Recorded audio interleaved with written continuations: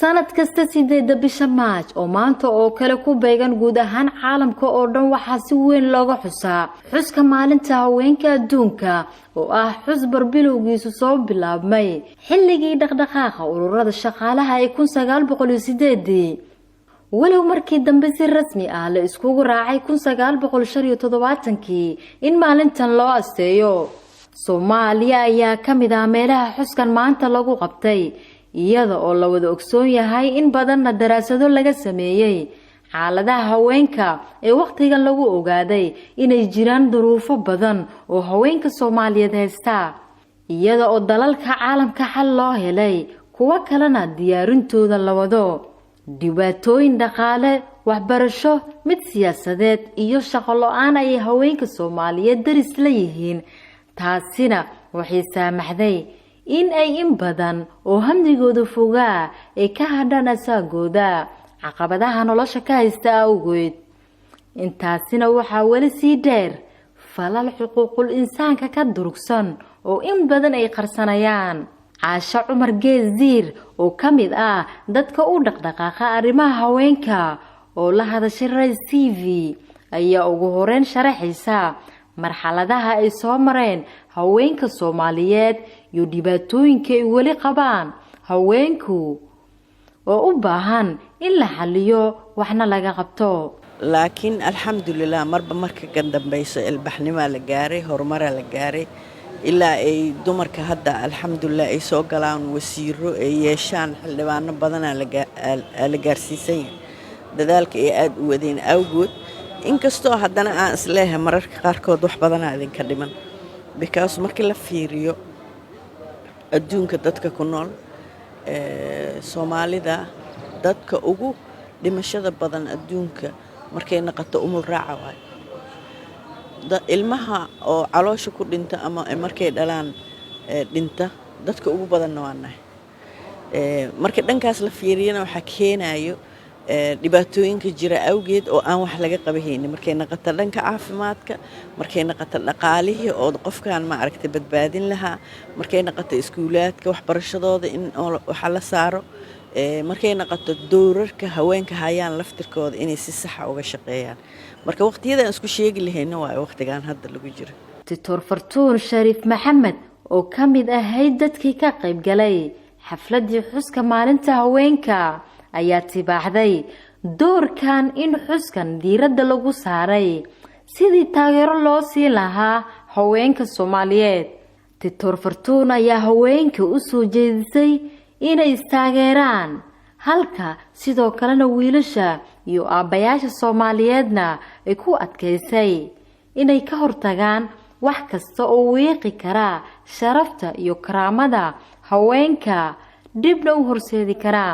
hambaliyo ayaan leenahay gabdhaha Soomaaliyeed waxaan ku dhiirigelinaa inay iskaalmeystaan isgarabsadaan midba kale ay aqoontu waxay dheer tahay ay isku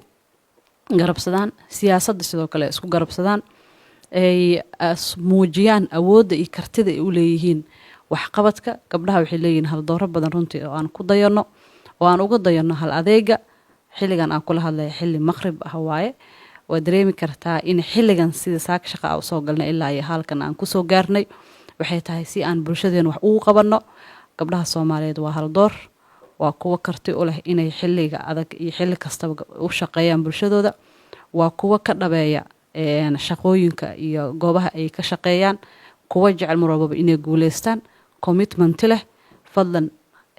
aabe ama walaal dhiirigeli gabdhaha Soomaaliyeed meel walba ay joogaan u fududay si ay ku heli lahaayeen meesha hadda ay joogaan meel ka sii fiican garab si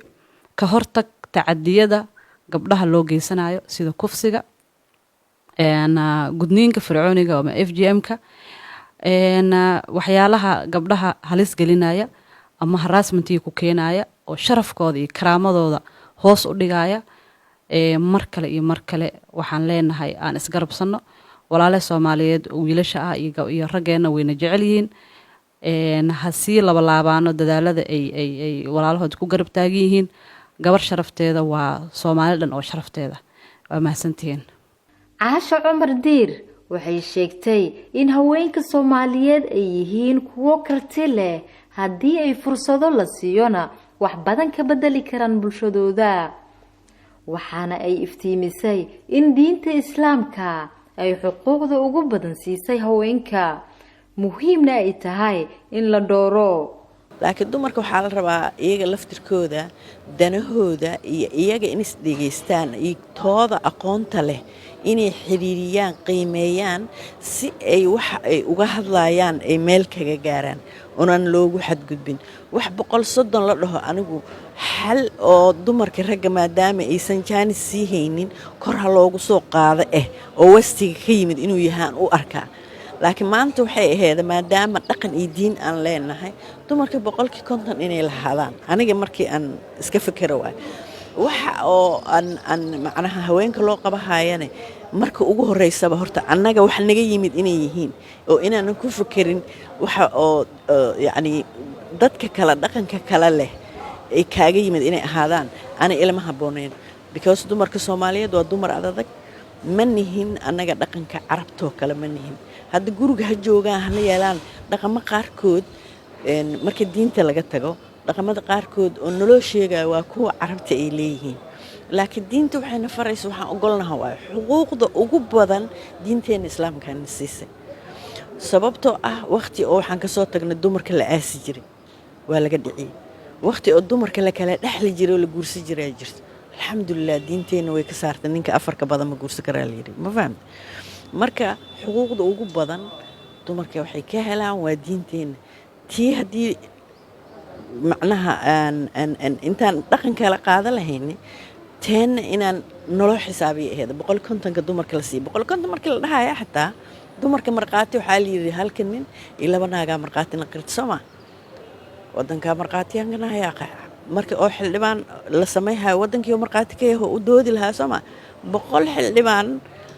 oo rag ah hadii yihiin 200 xildhibaan oo haween in la daba dhigay xisaabtankayga aniga. xuska maalinta haweenka ayaa qaramada midoobay isku raaceen in loo asteeyo 8 bisha Maaj sanad kasta. waxaana laga hadlayaa caqabadaha haweenka iyo xadgudubyada ay la kulmaan sidii xal loogu gaari lahaa. haweenka Soomaaliyeed oo intooda badan ayaana ku dooda inay salugsan yihiin hanaanka ay wax u socdaan isla markaana aanay helin xuquuqdii iyo saamigii ay ku lahaayeen dhinacyada horumarinta bulshada iyo dan labadaba.